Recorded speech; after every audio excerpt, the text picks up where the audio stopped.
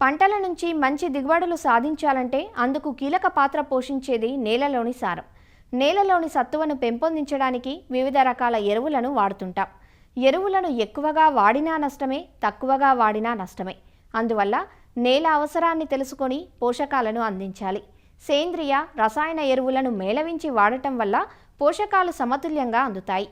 పోషకాలను మన నేల పరిస్థితిని బట్టి వాడినప్పుడే రైతుకు మేలు జరుగుతుంది.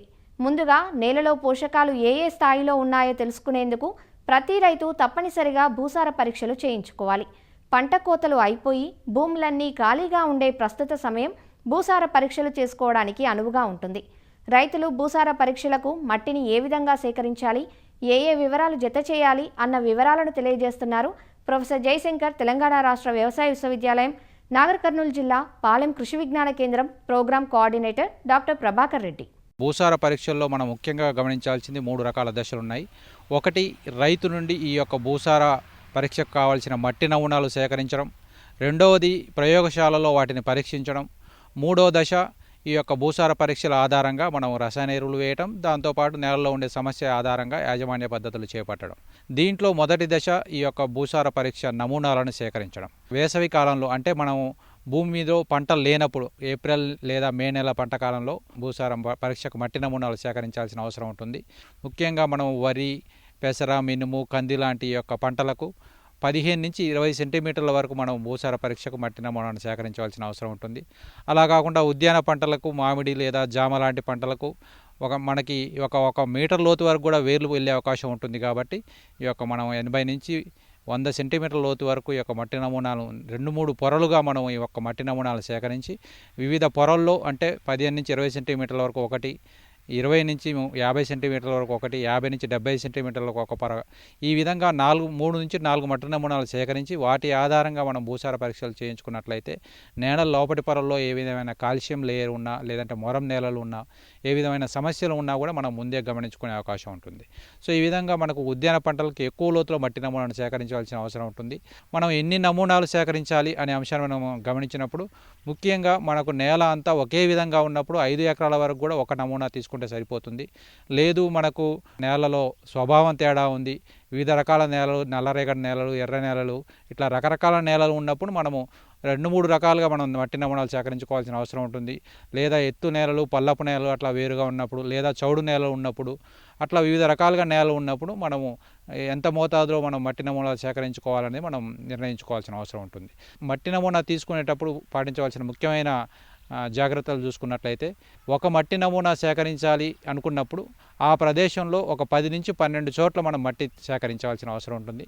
మట్టిని సేకరించేటప్పుడు మనము వి ఆకారంలో మనం మట్టిని తీసి ఆ వి ఆకారంలో ఉండే మట్టిని మనం బయటపడేసి ఆ అంచులకు 2 సైడ్లో అంచులకు 2 నుంచి 2 సెంటీమీటర్ల 2.5 సెంటీమీటర్ల మందంలో ఆ మట్టిని పైనుంచి కింది వరకు ఒక పొరగా పైనుంచి కింది వరకు తీసుకొని ఆ మట్టిని మనము తీసుకోవాల్సిన అవసరం ఉంటుంది. ఈ విధంగా వి షేప్లో మట్టి నమూనా సేకరించడం అనేది ఒక 10 నుంచి 12 చోట్ల చేసి ఆ 10 నుంచి 12 చోట్ల సేకరించిన మట్టిని ఒక బకెట్లోకి తీసుకొని దానిని మనము ఒక మట్టి నమూనాగా తయారు చేసుకోవాల్సిన అవసరం ఉంటుంది. సో ఈ మట్టి నమూనాగా తయారు చేసుకోవాలి అనుకున్నప్పుడు మనం ఒక చతుర్విభజన ప్రక్రియ అనేది మనం పాటించవలసిన అవసరం ఉంటుంది. సో ఈ 10 నుంచి 12 చోట్ల తీసిన మట్టిని ఒక కుప్పలాగా పోసుకొని దాంట్లో ఉండే వేర్లు, రాళ్ళను తీసివేసి సో ఈ మట్టిని 4 భాగాలుగా చేసుకొని ఈ 4 భాగాలు చేసిన మట్టిలో ఎదురెదురు భాగాలను తీసివేసి మళ్ళా మిగిలిన 2 భాగాలను కలుపుకొని సో ఈ 2 భాగాలను కూడా మళ్ళీ 4 భాగాలుగా చేసుకొని దాంట్లో ఈసారి మిగిలిన 2 భాగాలను తీసివేసి సో ఈ విధంగా చతుర్విభజన ప్రక్రియ అనేది ఒక 1/2 కేజీ మట్టి వచ్చే వరకు మనం చేస్తూ ఉండాలి. తర్వాత ఈ సేకరించే విధానంలో మనం కొన్ని జాగ్రత్తలు పాటించవలసిన అవసరం ఉంటుంది. మనం ఎక్కడైనా కూడా ఖాళీ బాటల్లో కానీ, దార్లల్లో కానీ, గట్ల వెంబడి కానీ, కంచెల వెంబడి కానీ మనం మట్టి నమూనా సేకరించకూడదు. ఇంకొకటి, మనము ఫర్టిలైజర్ వేసిన తర్వాత కానీ, ఫర్టిలైజర్ బ్యాగుల్లో కానీ, పురుగు మందుల సంచుల్లో కానీ ఈ మట్టి నమూనాలు అనేది మనం పెట్టుకోకూడదు. సో మనం సాధారణంగా దొరికే పాలిథిన్ కవర్లు కానీ, గోనె సంచులు కానీ మనం వాడుకునే అవకాశం ఉంటుంది. అయితే ఈ మట్టి నమూనాను సేకరించిన తర్వాత ముఖ్యంగా రైతు యొక్క పేరు, రైతు యొక్క విలేజు, మండలము, దాంతోపాటు గత 3 సంవత్సరాలు పండించిన పంటలు, సమస్యలు, సాగునీటి వసతి కింద ఉందా లేదంటే వర్షాధార పంటలు వేసినారా అనే నమూనాలన్నిటి నమోదు చేసుకొని సో దానిని మన యొక్క భూసార పరీక్షా కేంద్రంలో పంపించినప్పుడు అక్కడ ఈ యొక్క భూసార పరీక్షా కేంద్రంలో ఉదయని సూచిక, లవణ సాంద్రత లాంటి పరీక్షలు చేయటం, దాని ఆధారంగా ఇది ఆమ్ల నేల, తటస్థ నేల, క్షార నేల అనేది మనం నిర్ధారించుకునే అవకాశం ఉంటుంది. దాంతోపాటు ఈ లవణ సాంద్రత మనం అనేది పరీక్షించడం ద్వారా నేలలో ఉప్పు ఉందా లేదా అనేది మనం గమనించుకునే అవకాశం ఉంటుంది. దాంతోపాటు నేలలో ఉండే సేంద్రియ కర్బనం కనుక మనం పరీక్షించినప్పుడు సేంద్రియ కర్బనం యొక్క మోతాదు ఎక్కువ ఉందా తక్కువ ఉందా దాని స్థాయి ఆధారంగా మనం నిర్ధారించుకునే అవకాశం ఉంటుంది.